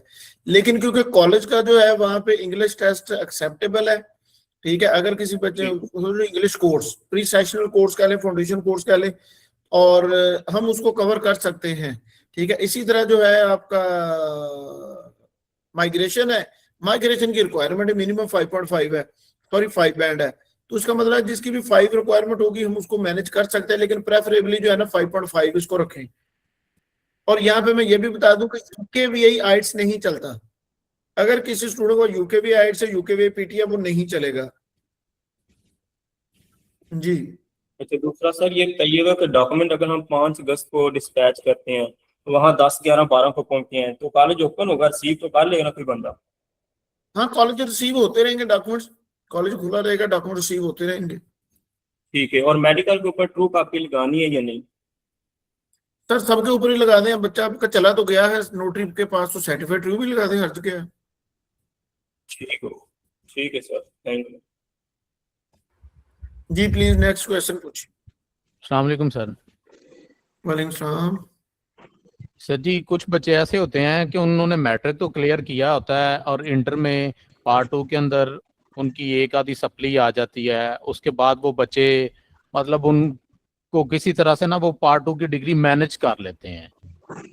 अब वो डिग्री ऑब्वियसली उनके पास कोई ओरिजिनल नहीं होती, फेक होती है, और वो उसको ओरिजिनल अपोस्टाइल और आईबीसीसी करवा लेते हैं। क्या उस बेस पे ये बच्चे फर्दर प्रोसीड कर सकते होते हैं? बिल्कुल नहीं करें भाई, ऐसे बच्चों से बचें। फंस गया तो आपको वो कॉलेज ने से पहली बात रिफंड नहीं आना, ठीक है। ओके और बच्चे ने आपके गले पड़ जाना है, ऐसे बच्चों से बचें, अवॉइड करें प्लीज। अगर कोई हमारे पास ऐसा आ गया तो मैं बता देता हूँ, कोई भी बंदा एक भी केस देगा ना उसका कोई कमीशन मिलना है, ना हमने उसको आगे केस प्रोसेस करना है, ना इसके अलावा बाकी स्टूडेंट को भी रिफंड करना है, ठीक है ना। चलो एक का तो गलती से हो सकता है कि जनाब को गलती से किसी का कोई एक बच्चा, जनाब बच्चा ज्यादा उस्ताद निकला और एजेंट को इनोसेंट था, पता नहीं चला। लेकिन अगर किसी के 2 केस आ गए ना तो उसका मतलब कि एजेंट इन्वॉल्व है, क्योंकि ये प्रैक्टिस कई एजेंट्स कर रहे हैं अडॉप्ट के, वो जाली डॉक्यूमेंट बना के जनाब इस तरह के कर रहे हैं। हमें ऐसी कोई एप्लीकेशन न दे, अगर आपने दी तो हम आपके बाकी भी बच्चे उड़ा देंगे, फीसें भी नहीं रिफंड करेंगे। ये बात ध्यान में रखें प्लीज। इस तरह के स्टूडेंट से दूर रहें। बिल्कुल बिल्कुल। जी प्लीज नेक्स्ट क्वेश्चन पूछिए। अच्छा स्टूडेंट सर आपने मैट्रिक के स्टूडेंट का कुछ बताया था कि मैट्रिक के स्टूडेंट एलिजिबल हैं। मैट्रिक वाले हमारे पास कोई ऑप्शन नहीं है, अलबत्ता हमारी कंपनी के पैनल पे एक और दूसरा इंस्टीट्यूट है कासा हाई स्कूल, उनके पास मैट्रिक की एंट्री ऑप्शन है। हमारे पास लेडरा में कोई मैट्रिक वाले स्टूडेंट की ऑप्शन नहीं है। अस्सलाम वालेकुम सर। वालेकुम सलाम। जी सर, ये जो टेक्निकल कोर्सेज हैं इनकी थोड़ी डिटेल बता दें, जिनमें एआई डिजिटल है और ऑटोमोटिव मैकेनिक का है, इनका ड्यूरेशन और इनका फीस शेड्यूल तो आपने बोल दिया है सॉरी, तो इनके बारे में थोड़ी डिटेल बता दें। जी मैं दोबारा दोहरा देता हूँ, फाउंडेशन कोर्स का ड्यूरेशन 1 ईयर है और इन 1 ईयर स्टूडेंट को लाजमी तौर पे अपना कोर्स पास करके प्रोग्रेस करनी है आगे, ठीक है, नंबर 1। डिप्लोमा के ड्यूरेशन 2 ईयर है। संडरलैंड के जो कोर्सेज हैं बीए, उनका ड्यूरेशन 3 ईयर है। और जो संडरलैंड की जो बैचलर डिग्रीज हैं, जो बीए है साइप्रस लेड्रा कॉलेज का, उसका ड्यूरेशन 4 ईयर है। और एमबीए उसका ड्यूरेशन 1 ईयर है। जी ठीक है, थैंक यू सर। और ये जी सर आपसे असाइलम का पूछना था, उसकी समझ नहीं आई, असाइलम पेपर की काइंडली रिपीट कर दें। एक असाइलम डिक्लेरेशन फॉर्म है, वो आपका नहीं है तो हम भेज देंगे, ठीक है। वो हर स्टूडेंट से वो डिक्लेरेशन साइन करवा के, उसका साइन वगैरह करवा के, उसको नोटरी पब्लिक से टेस्ट करवा के, सर्टिफिकेट करवा के वो अपने उसमें डालना है एंट्री परमिट के जो डॉक्यूमेंट भेज रहे हैं, ठीक है। और अपने पास भी कॉपी रखिए ताकि कल को अगर कोई चैलेंज इस तरह का आ गया तो आपके पास रिकॉर्ड मौजूद हो। Okay, thank you so much sir. और एक मैं यहाँ पे और भी सुजेस्ट करूंगा, ये ना मैं इसके ऊपर खैर काम भी करूंगा, वो एसोसिएशन के लिए तो कर ही रहे हैं, मैं आपको ना काम करूंगा सब लोगों के लिए। मैं ना आप लोगों को ना कुछ लीगल डॉक्यूमेंटेशन बना के देता हूँ, आप उसको प्लीज अडॉप्ट करें, ठीक है। कि हर स्टूडेंट के साथ एग्रीमेंट करें, उसके डॉक्यूमेंट लें, उससे अंडरटेकिंग लेके जो वो डॉक्यूमेंट दे रहे हैं उसके असली हैं, ठीक है। और वो अपनी चीजों का खुद जिम्मेदार है। ट्यूशन फी रिफंड पॉलिसी वाज़ेह से बताएं, अपने सर्विसेज की जो ये मैं आपको ना एक एग्रीमेंट में बना के दूंगा तमाम लोगों को, आपने इसे फॉलो करें। ये जितनी आप लीगल डॉक्यूमेंटेशन स्ट्रॉन्ग रखेंगे उतने ही आप गैर जरूरी जो है ना दादा दोसली लोग कोशिश करते हैं, उससे जो है वो आपको थोड़ी सहूलत मिलेगी इस तरह के काम में। जी प्लीज नेक्स्ट क्वेश्चन। हाँ, तो स्टूडेंट ने आइल्स किया होता है, रीटेक किया होता है एक मॉड्यूल को, तो क्या वो एक्सेप्टेबल है? अगर लिसनिंग रीडिंग राइटिंग में से कुछ एक मॉड्यूल को उन्होंने रीटेक किया होता है, बैंड्स कम आए होते हैं, लेकिन बिल्कुल एक्सेप्टेबल है। अगर वो approved by the British Council है तो इसका मतलब एक्सेप्टेबल ही है ना, no problem. Sir declaration form का आप बता रहे थे कि साइलम डिक्लेरेशन फॉर्म प्रोवाइड करना है, उसका बता दें दोबारा। वो फॉर्म आप हमें प्रोवाइड करेंगे? हाँ हम दे देंगे, पड़ा हुआ है मेरे पास, दे दे। और सर वो आपको ही प्रोवाइड करना है या फिर डीएचएल करवाना है? वो डीएचएल में डालना है। सर अगर किसी को ऑलरेडी करवा दिए डीएचएल तो फिर उसका हो सकता है कि आपको जस्ट प्रोवाइड कर दें। नहीं उसको आप ना मुझे स्कैन करके कॉपियां भेज दें। जी ओके सर, थैंक यू। जी भाई, सवाल था ये एफआई के हवाले से कि जिन बच्चों के अब एंट्री परमिट्स आए हुए हैं, ठीक है, आपको पता है कि वो ऑफलोड भी कर रहे हैं, डरे हुए हैं बच्चे, तो जैसे कि आपने एक प्रोसेस बताया कि उनका एक फैसिलिटेशन डेस्क भी है और दूसरी चीजें हैं, तो ऐसा क्या हो सकता है कि जिन बच्चों ने अभी जिनके पास एंट्री परमिट मौजूद है, अब वो ट्रैवल करना चाह रहे हैं, तो ज्यादातर बच्चे ऐसे होते हैं कि वो रेफरेंस ढूंढ रहे होते हैं कोई एफआईए में, कोई सही ड्यू प्रोसेस क्या हो सकता है कि जिसमें बच्चा पहले ही जाके उनके कोई डिप्टी डायरेक्टर को मिले या किसी को इंटीमेट करे और पहले ही जाकर उनसे बातें क्लियर कर ली जाए, मुझे ऐसे कि उसको टाइमली प्रॉब्लम फेस करनी पड़ेगी, उसको ऑफलोड किया जाए, ऐसा क्या हो सकता है? इसमें काइंडली थोड़ा सा गाइड कर दें सर। ये मैं ऑलरेडी गाइड कर चुका हूँ। ये एफआईए के हर ऑफिस में फैसिलिटेशन जो है वो डेस्क लगे हुए हैं, ठीक है।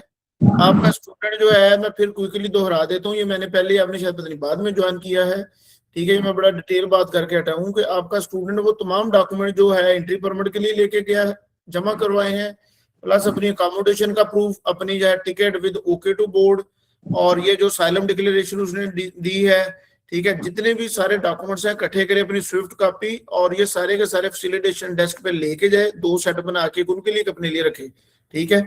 और वो वहां से लेटर लेगा, फिर उसके बाद वो ट्रेवल कर सकता है। अगर इसके बावजूद भी कोई आपको एफआईए इमिग्रेशन मौके पे मौजूद इमिग्रेशन ऑफिसर जो है ऑफलोड करता है, तो हाई कोर्ट इसी काम के लिए हैं, आप वहां पे रिट करें और अपना जो है आप ऑर्डर ले लें, डायरेक्शन ले लें, it will take almost 3 to 4 days, और हाई कोर्ट की रिट लेके फिर दोबारा बच्चे को टिकट करवा के भेज दें, नो प्रॉब्लम। ठीक है। अच्छा, इस केस में जैसे कि लाहौर से मैं अगर हैं, लाहौर में जो एफआईए का ऑफिस है वहाँ बच्चा फिर जाए, वहाँ फैसिलिटेशन डेस्क? जी ऐसे ही है, हर एफआईए थाने में फैसिलिटेशन डेस्क है। ये डिप्टी डायरेक्टर साहब का काम नहीं, इस काम के लिए उन्होंने को सब इंस्पेक्टर साहब बिठाए हैं, वो करेंगे। ओके, ठीक है। जी नेक्स्ट क्वेश्चन प्लीज। एफएससी के अंदर एक बच्चे के मार्क्स हैं तकरीबन 55%, उसका मैक्सिमम गैप कितना एक्सेप्ट हो जाएगा? गैप तो कोई सब्जेक्ट ही नहीं है, गैप कोई इशू नहीं। अस्सलाम वालेकुम जी। जी वालेकुम सलाम। एज लिमिट का थोड़ा बता दें कि मास्टर लेवल के स्टूडेंट अगर उनकी एज 40+ है फॉर एग्जांपल, या उनकी मैक्सिमम एज लिमिट क्या है? कानून में ऐसी कोई कंडीशन नहीं लिखी हुई, ठीक है। हाँ वो लहदा बात है कि बाद में हमारा माइग्रेशन डिपार्टमेंट उसको रोक ले कि अंकल कहाँ से जा रहे हैं, ठीक है। तो ये आप देख लें, साइप्रस के कानून में ऐसी कोई कंडीशन नहीं लिखी हुई। क्या दूसरा ये बता दें कि जो 2+2 ईयर डिग्री है लोगों की कुछ पुरानी है, 2 ईयर बीए और 2 ईयर का एमए, जो एनुअल सिस्टम पुराना सिस्टम है, उसमें 50% जो रिक्वायरमेंट है मास्टर डिग्री में ही बस होगी? नहीं, दोनों में होगी, कम से कम दोनों में 50% हो। जी। जी प्लीज नेक्स्ट क्वेश्चन पूछिए, अपना अपना माइक म्यूट रखिए प्लीज। अस्सलाम वालेकुम, क्या हाल है जी? ठीक है जी मैं ठीक हूँ। अच्छा नवीद भाई, मैंने आपसे ये पूछना है कि हमारा जो कमीशन है वो कब रिलीज होगा हमें ना? सर ये लहदा बात करें, इसमें बहुत सारे मैंने काउंसलर्स को ऐड किया हुआ है, जी ये जी उसे लहदा कॉल कीजिएगा प्लीज। चलें ठीक है, थैंक यू। जी वालेकुम सलाम। थोड़ा लाउडली प्लीज, आपकी आवाज नहीं क्लियर आ रही। सर अब आ रही है? यस। ओके सर, स्टूडेंट ने अपने ओरिजिनल डॉक्यूमेंट अगर करवा लिए हैं अटेस्ट और वो DHL करवा दिए हैं, क्या कोई पॉसिबिलिटी है कि वहां पे आफ्टर कंप्लीशन हर डिग्री वो डॉक्यूमेंट उसको रिटर्न हो जाएंगे? नहीं नहीं, कोई डॉक्यूमेंट रिटर्न नहीं होते, जो डॉक्यूमेंट चले गए सो चले गए, ठीक है ना। अब उसका हल यही है कि स्टूडेंट यहाँ पे ना, क्योंकि वो यहाँ पे अभी मौजूद है, वो फौरी तौर पे डुप्लीकेट कापियां अप्लाई कर ले और अपने होते होते यहाँ पे डुप्लीकेट कापियां अपने फ्यूचर रिकॉर्ड के लिए रख ले। ओके और सर जो जैसे कि प्रीवियस क्वेश्चन था 2+2 डिग्री का, तो 2+2 डिग्री में मास्टर्स और बैचलर दोनों में 50-50% होना चाहिए या अकोमोडेट Yes. जो दोनों का है वो 50 होना चाहिए? दोनों में इंडिविजुअली होना चाहिए। Okay thank you sir. जी प्लीज क्वेश्चन ज्यादा से ज्यादा पूछें, जितने मर्जी पूछें, लेकिन कोशिश करें कि इसके बाद दोबारा कोई ऐसा क्वेश्चन ना पूछें, तो अपना फटाफट अच्छा। काम करें, एप्लीकेशन में चोर करें।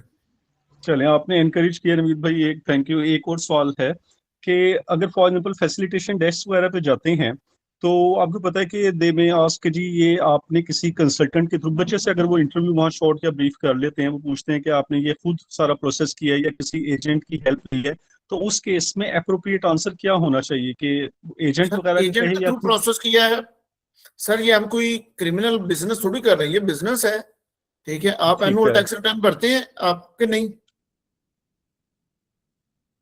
टैक्स रिटर्न भरते हैं या नहीं? जी जी बिल्कुल बिल्कुल।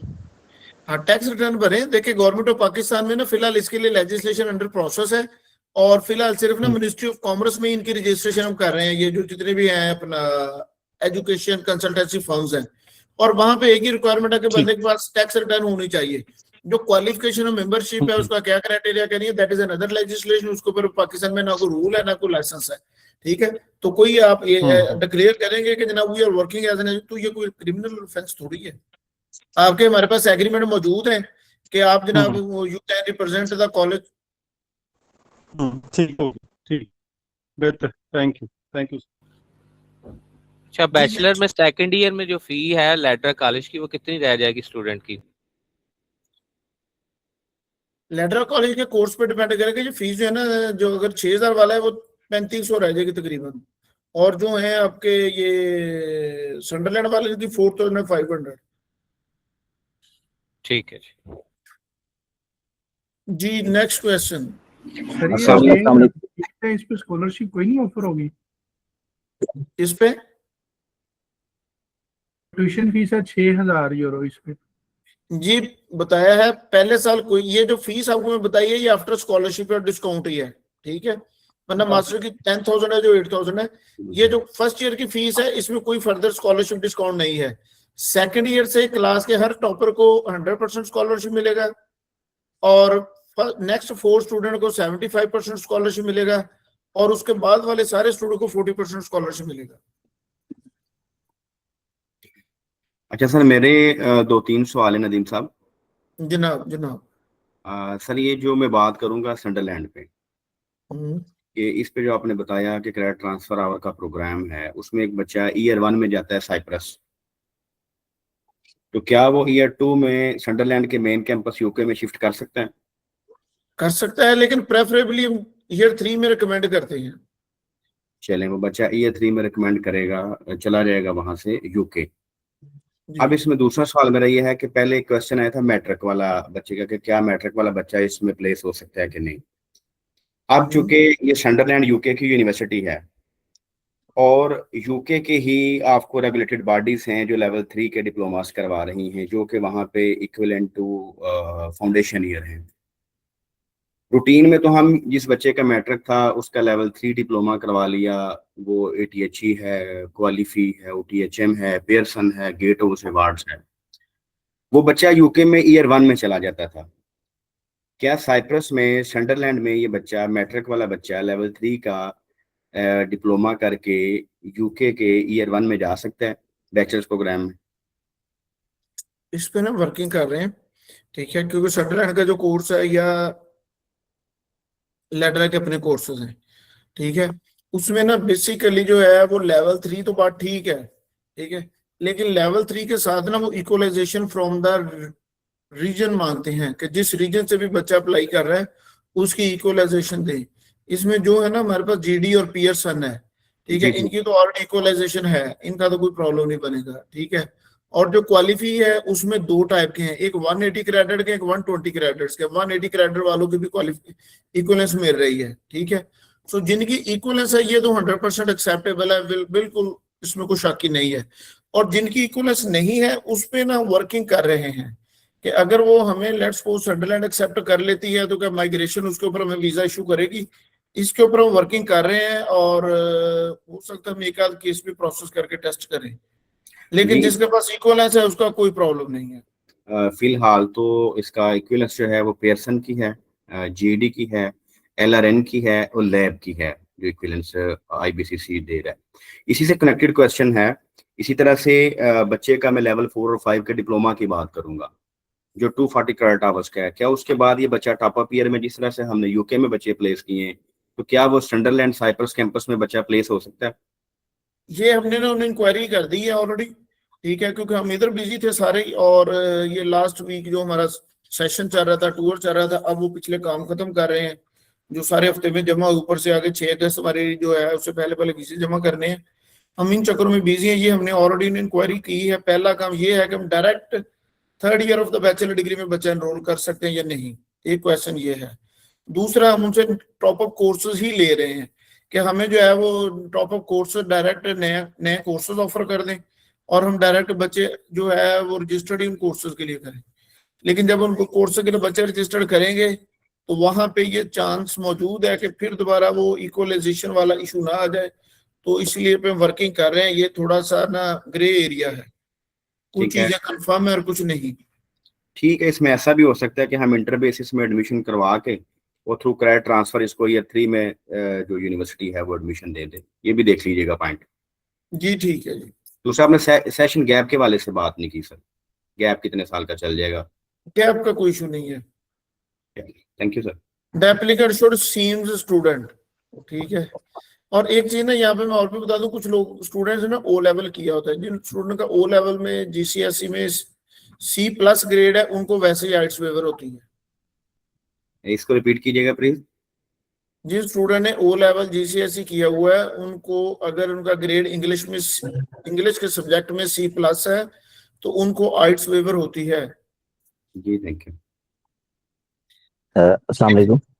एज लिमिट कोई नहीं है, गैप की कोई लिमिट नहीं है, बट ये ज़हन में रखें कि एप्लीकेंट शुड सीम्स स्टूडेंट और वो पाकिस्तान जो है ना माइग्रेशन अथॉरिटी को सेटिस्फाई कर ले।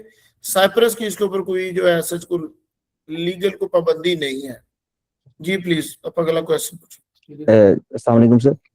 वालेकुम सलाम।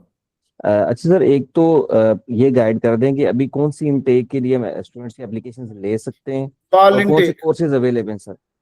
फॉल इनटेक है, सारे कोर्सेज अवेलेबल हैं। कब तक इनकी डेडलाइंस वगैरह अगर आप हमें बता देते कि हम उस अकॉर्डिंगली हमारे जो आपकी फीसेस और डॉक्यूमेंट्स की डेडलाइन 10th of September 2026 है।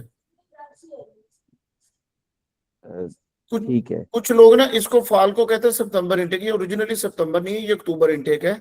तो ये थोड़ी सी एक जरा करेक्शन है, वो कुछ लोग सितंबर कहते हैं, उन्होंने कहा इसको अक्टूबर इनटेक है, बेसिकली फॉल 26 है।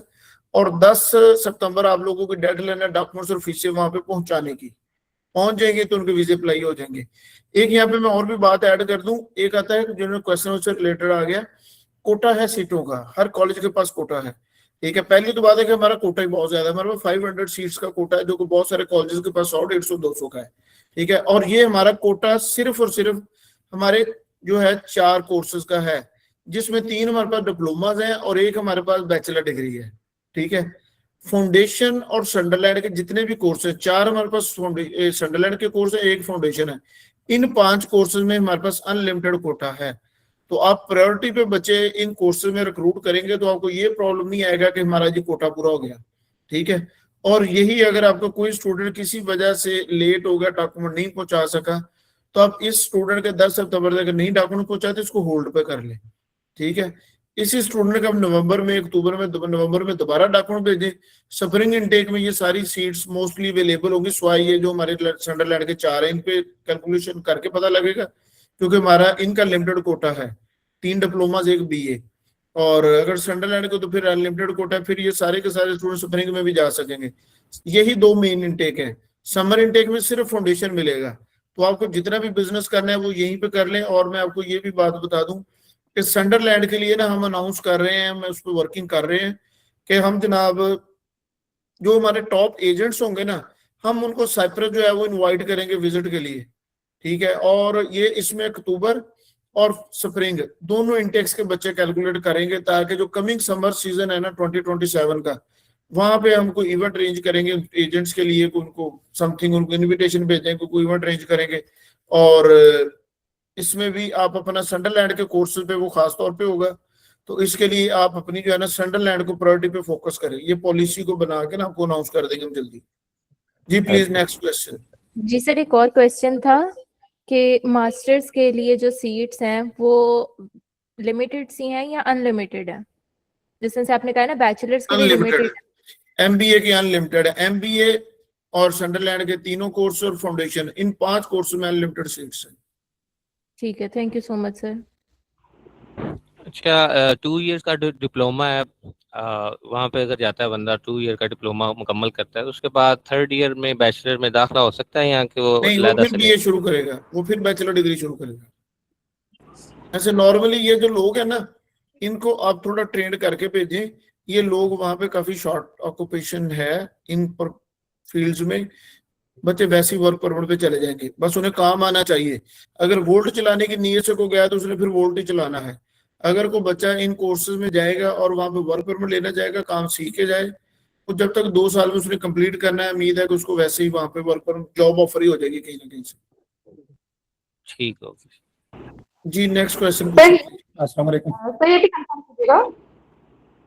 अस्सलाम वालेकुम सर। जी सर जी, जी ये वालेकुम मालूमात करनी थी, ये मालूमात करना था लेटरल कॉलेज से अगर बच्चे को वीजा परमिट हो जाता है लेकिन ऑफ लोड हो जाता है, तो उसके रिफंड की पॉलिसी की वजह से मालूमात दी थी कि नहीं रिफंड होगा। जब वीजा इशू हो गया तो फिर रिफंड नहीं होगा, ठीक है। ऑफ लोड क्यों होगा? आपका बच्चा नॉन जेन्युइन है तो वो खुद जिम्मेदार है, उसके डॉक्यूमेंट नॉन जेन्युइन है तो वो खुद जिम्मेदार है।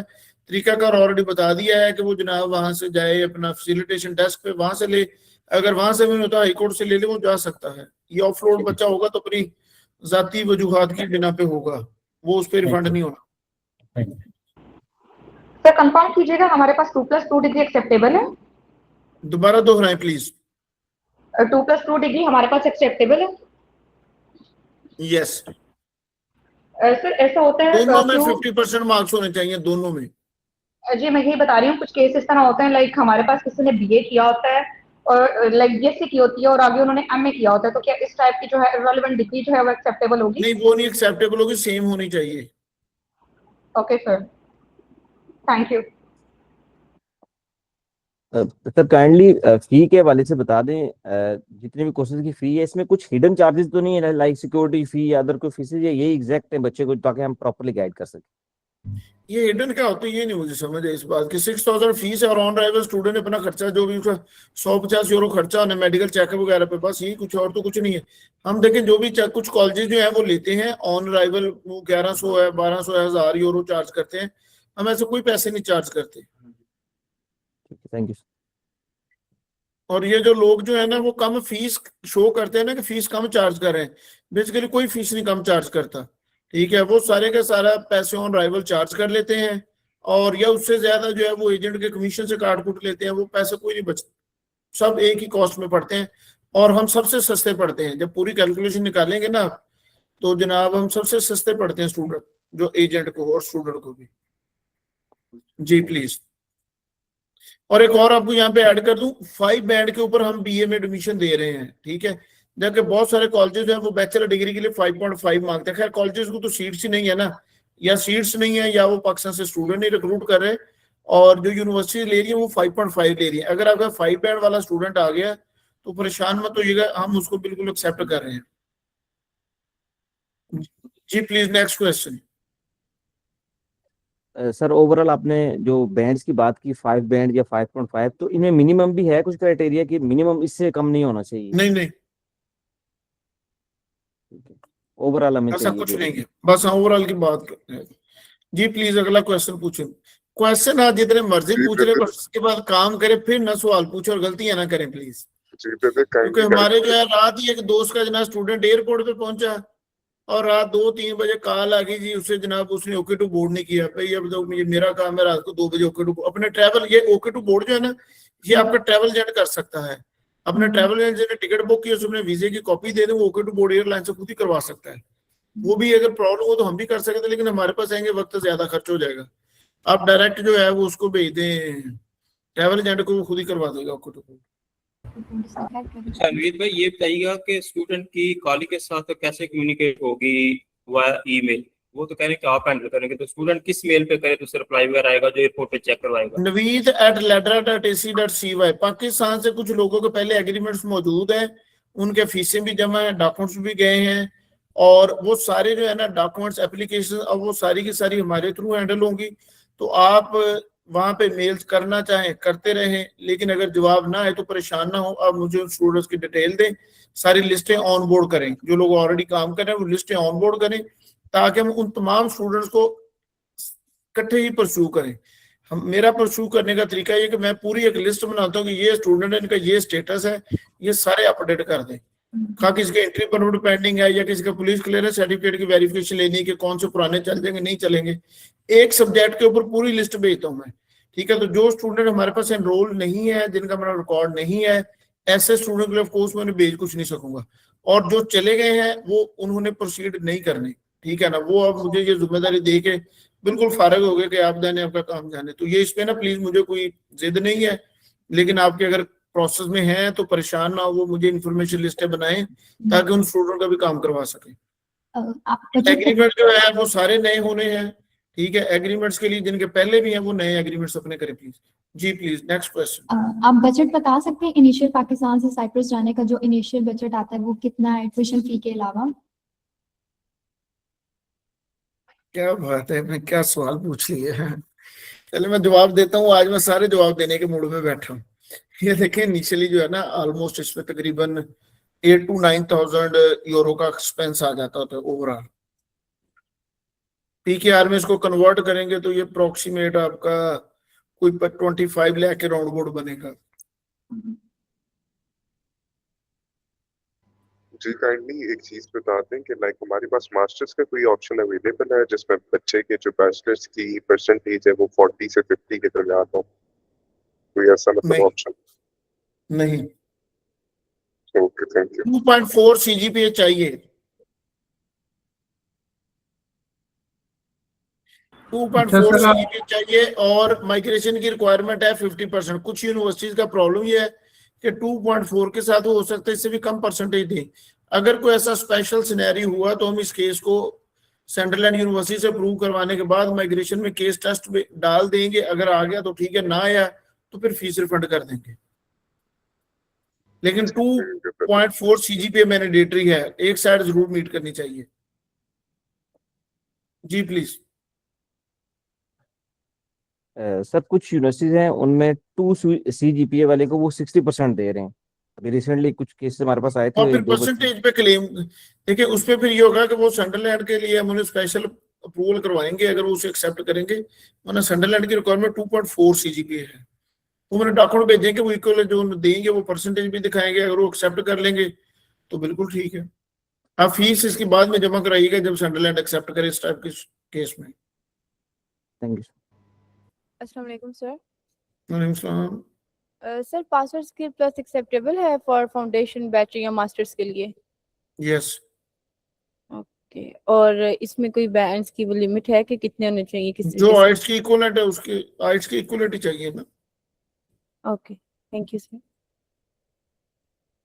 जी अगला क्वेश्चन। ये 4 लोगों के हैंड अभी भी रेज हैं, अब या तो हैंड डाउन कर लें तो या क्वेश्चन पूछ लें, या मैं कर दूं सबका डाउन एक मरतबा। ये ले जी लोअर हॉल कर दिए। अब दोबारा किसको क्वेश्चन पूछना है तो जरूर पूछें, इसके बाद बस काम करें, गलतियां ना करें, ना खुद परेशान हो ना स्टूडेंट को करें। जी ठीक हो गया जनाब। Thank you very much to all of you guys, आप लोगों ने ज्वाइन किया, बहुत शुक्रिया।